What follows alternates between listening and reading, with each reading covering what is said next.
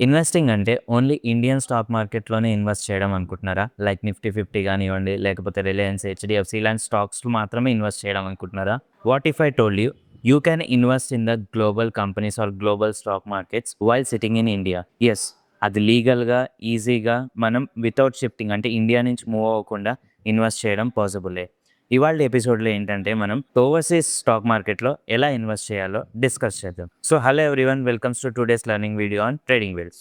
చాలామంది investors 100% of the అమౌంట్‌ని తీసుకెళ్ళి ఇండియా స్టాక్ మార్కెట్‌లోనే పెడుతుంటారు. అది రాంగ్ అని చెప్పట్లేదు. బట్ ఇక్కడ ప్రాబ్లమ్ ఏంటి అంటే చాలా కంట్రీస్ అనేది సైకిల్స్‌లో గ్రో అవుతుంది. కొన్నిసార్లు ఇండియన్ ఎకానమీ ఫాస్ట్‌గా గ్రో అవుతుంది. కొన్నిసార్లు యూఎస్ ఎకానమీ, కొన్నిసార్లు జపనీస్ ఎకానమీ ఇలా ఫాస్ట్‌గా గ్రో అవుతుంది. మీ అమౌంట్ అనేది ఒకే కంట్రీ స్టాక్ మార్కెట్‌లో పెడితే ఏమవుతుందంటే మీ ఇన్వెస్ట్‌మెంట్ అంతా ఒక కంట్రీ ఎకానమీ మీదనే డిపెండ్ అవుతుంది.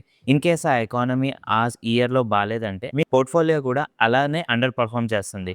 సో, ఔట్ పర్ఫార్మింగ్ కూడా ఎకానమీ మీదనే డిపెండ్ అయ్యి ఉంటుంది. సో, స్మార్ట్ ఇన్వెస్టర్స్ ఇక్కడ ఏం చేస్తారంటే డిఫరెంట్ సెక్టార్సే కాకుండా వాళ్ళు డిఫరెంట్ కంట్రీ స్టాక్ మార్కెట్‌ని కూడా చూస్ చేసుకుంటారు. అంటే వాళ్ళ పోర్ట్‌ఫోలియోని డైవర్సిఫై చేస్తుంటారు. దీన్నే మనం గ్లోబల్ డైవర్సిఫికేషన్ అంటాం. ఫారిన్ ఇన్వెస్టింగ్ అంటే ఏంటి? ఇండియాలో కాకుండా ఔట్‌సైడ్ ఆఫ్ ఇండియాలో ఇన్కార్పొరేట్ అయిన కంపెనీస్‌లో ఇన్వెస్ట్ చేయడమే ఫారిన్ ఇన్వెస్టింగ్. ఎగ్జాంపుల్ ఏంటంటే stocks listed on New York stock exchange, లేకపోతే నాస్డాక్ కావచ్చు, జపనీస్ స్టాక్ ఎక్స్‌చేంజ్ కావచ్చు. ఇలాంటి కంపెనీస్‌లో ఇన్వెస్ట్ చేయడాన్నే మనం ఫారిన్ ఇన్వెస్టింగ్ అంటాము. ఎందుకు ఇలా ఇన్వెస్ట్ చేయాలి? ఎందుకంటే ఈ ఎక్స్‌చేంజెస్‌లో ఏంటంటే some of the biggest companies health related గానివ్వండి, technology related, consumer related drive చేసే పెద్ద పెద్ద కంపెనీస్ అనేవి ఇక్కడ లిస్ట్ అయి ఉంటాయి. సో, మీరు ఎప్పుడైతే ఇలాంటి కంట్రీస్‌లో ఇన్వెస్ట్ చేస్తారో ఆ కంట్రీ ఎకానమీ పెరుగుతుంటే మీరు చేసిన ఇన్వెస్ట్‌మెంట్‌లో కూడా రిటర్న్స్ అనేవి జనరేట్ అవుతాయి. అసలు మనం గ్లోబల్‌గా ఎలా ఇన్వెస్ట్ చేయొచ్చు? దానికి 2 మెథడ్స్ ఉన్నాయి. ఒకటి మ్యూచువల్ ఫండ్స్ ద్వారా ఆర్ ఎల్స్ ఈటీఎఫ్స్ ద్వారా. ఇంకోటి లేకపోతే డైరెక్ట్‌గా స్టాక్స్‌లో ఇన్వెస్ట్ చేయడం. మ్యూచువల్ ఫండ్స్ ఆర్ ఈటీఎఫ్స్‌లో ఎలా ఇన్వెస్ట్ చేయొచ్చు? మనం కొన్ని mutual funds or ETFs select చేసుకోవాలి. అవి ఎలా ఉండాలంటే ఇంటర్నేషనల్ స్టాక్ ఎక్స్‌చేంజ్‌లో ఇన్వెస్ట్ చేసేటట్టు ఉండాలి. దానికి మనం ఎలా చెక్ చేసుకుంటాం? ఇంతకుముందు మ్యూచువల్ ఫండ్స్‌లో డిస్కస్ చేసినట్టు వాటి రిటర్న్స్ ఎలా ఉన్నాయి? ఏయూఎం ఎలా ఉంది? ఎక్స్‌పెన్స్ రేషియో ఇవన్నీ సేమ్ పారామీటర్స్ చెక్ చేసుకోవాలి. అండ్ దీంట్లో ఏంటంటే మనకి ఫారెన్ అకౌంట్ ఓపెన్ చేయాల్సిన అవసరం ఉండదు. అలాగే డాలర్ కన్వర్షన్ హెడేక్ అనేది కూడా ఉండదు. మనం సిమిలర్‌గా mid cap, small cap, large cap ఫండ్స్‌లో ఎలా అయితే ఇన్వెస్ట్ చేస్తున్నామో ఇంటర్నేషనల్ మ్యూచువల్ ఫండ్స్‌లో కూడా అలానే మనం ఎస్ఐపి చాలా సింపుల్‌గా చేసుకోవచ్చు. నెక్స్ట్ ఆప్షన్ ఏంటంటే డైరెక్ట్‌గా యూఎస్ స్టాక్స్‌లో ఇన్వెస్ట్ చేయడం.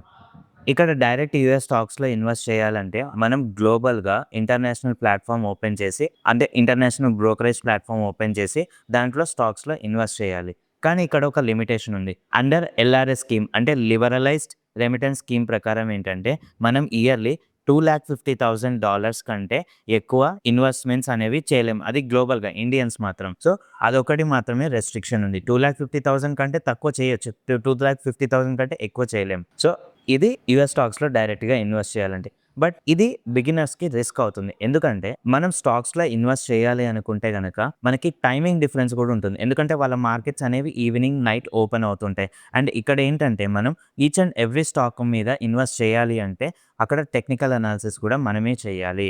కానీ మ్యూచువల్ ఫండ్స్‌లో ఏంటి డైరెక్ట్‌గా పోర్ట్‌ఫోలియో మేనేజర్స్ అనేవాళ్ళు వాళ్ళే అనాలిసిస్ చేసుకొని మన అమౌంట్‌ని వాళ్ళే డైరెక్ట్‌గా ఇన్వెస్ట్ చేస్తారు.